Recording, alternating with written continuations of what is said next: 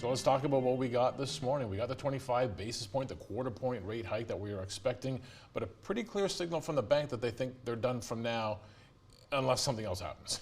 Yeah, and it was conditional. Were very careful to explicitly qualify their statement that they expect to keep the overnight rate on hold, conditional on the economy folding in line with their expectations. So if inflation does not come down as quickly as they expect, they are telling us that they will lift rates again. If growth proves stronger than anticipated, it would bring additional rate hikes back into play. We do believe that the Bank of Canada is done here. I should say that up front. We did expect that this 25 basis point move would be the last move from the Bank of Canada this cycle. And it seems the Bank of Canada does agree, because one thing I would like to believe that after some of the difficulties with communications with the street and with the public the bank experienced, really through the latter part of 2021 and the early part of 2022, that they wouldn't make these statements lightly. So I have to believe that they have a fairly high degree of confidence that there's enough tightening already in place, that we're starting to see signs of the economy slow, which gives them enough comfort that inflation will likely be coming lower. So from our perspective, the real question isn't will the bank tighten again? It's more a question of when can they start easing? They were fairly explicit in saying that, right? I think if I went through the statement, the only thing that might have stood out for me is being, okay, this is a pretty strong statement in terms of we've done this, and now we plan to sit back, watch the effect we've had to the economy, unless something forces our hand. Was that a little bit more than we were expecting, that they would be that explicit about it? It's more than I was expecting, certainly, just because, again, I thought given some of the uncertainty around the economy, not just this cycle is an extraordinary cycle given all the fiscal stimulus, interplay with monetary stimulus, so many factors globally impacting the Canadian economy. But in general, it's really hard to pick out turning points in a policy cycle. The meeting, this was a tricky-ish meeting for them just in terms of their communication. The 25 basis points to them, that was the easy part. It's the communication that was more difficult. So I would have thought they'd want to give themselves a little bit more wiggle room in terms of being able to adjust further in March or April if the economy proved to be more resilient than anticipated. But it just is clear that they think there's enough tightening in place that we are starting to see those impacts, and we will continue to see them through 2023. Because one thing they did highlight was that we haven't seen the full impact of the rate hikes already in place yet. Monetary policy works with a lag. Interest rates don't reset instantaneously, not all interest rates anyways. The impacts of just the tightening we'd seen prior to today still will be felt through this year, and I think they're very cognizant of that. And it does suggest that they are concerned about the risks of over-tightening as well as the risks of under-tightening, both of which are very real. Now, in part of the rationale behind all this, saying that we're seeing some signs of slowing demand in the economy, let's pause, let's see what the effect we've had. Also, that the fight against inflation, they appear to be signaling here that they think they're making some pretty good progress in terms of their projections, thinking they get back to target by next year. Is that feasible? Is that realistic? I think back to target by next year is realistic because, in part, inflation, the target's a year-over-year number.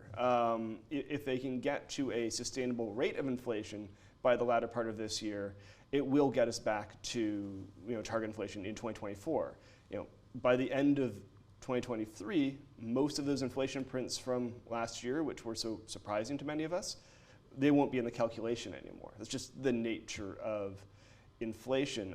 Now, in terms of the sort of composition here, the bank clearly does see evidence that goods inflation is likely to come off here. We've seen supply chains heal. A lot of the supply chain issues that we saw during the pandemic in 2020 and 2021 were a result of the global economy, not just Canadians, but the global economy shifting from from services consumption to goods consumption. When the entire world stopped going to restaurants and started ordering consumer electronics, that stressed the ability of those factories to produce those chips, to produce those phones, and it stressed the ability of ports to handle the ships needed to take those from point A to point B. Now that goods demand is slowed globally, we're seeing those supply chain disruptions lessen. That will have a downward impact on goods inflation. Services inflation will be a bit stickier. I think that is the real wild card here because we know the labor market is very tight. But the bank does believe that with the slowing in the economy that they expect to see, that will be enough to bring both goods inflation lower and a little bit of moderation in service inflation to ultimately bring inflation back under control. And ultimately that has to be their bet here, because if they didn't believe that, they wouldn't be able to signal a pause here. For anyone who's setting their countdown clocks, what's the time here? We're a little after noon Eastern time, so we are 1 week and roughly 2 hours away from hearing from the U.S. Federal Reserve. Now, I don't think Jerome Powell is going to phone Tiff Macklem and say, buddy, I just don't know what to do. I saw what you guys did, guide my way. But is there anything out of what we're getting today from our central bank that might inform us about the future path of the Fed and what we might get from them? I don't know if it will inform the Fed per se, but some of the factors that are impacting Canada are also impacting the Fed. The goods inflation story is a global story, not just a domestic story. So the same way we expect to see less in the way of goods inflation in Canada, so too will we in the US. Oil prices are global prices.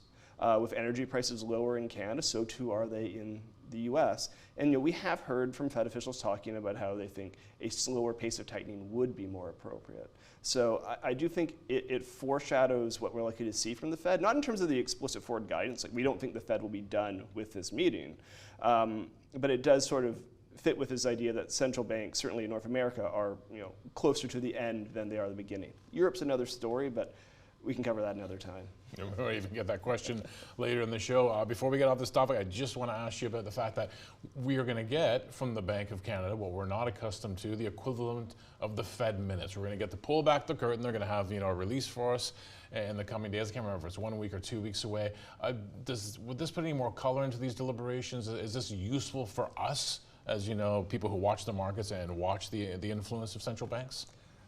In an ideal world, no, it wouldn't be useful, because they would have done a perfect job of communicating exactly out why they did what they did. We would read the statement, we would read the NPR, and we would know exactly why they did what they did. But in the real world, any additional piece of information is helpful for context. They are, by their nature, backward-looking. It tells us what they thought 2 weeks prior. And I'll be really interested to see how much detail goes in, because we don't really know what these are going to look like.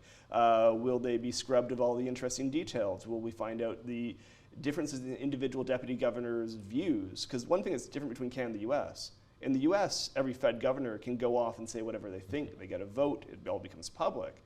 The Bank of Canada speaks with one voice. When you hear from one deputy governor, you're hearing the same message from another deputy governor or the governor himself.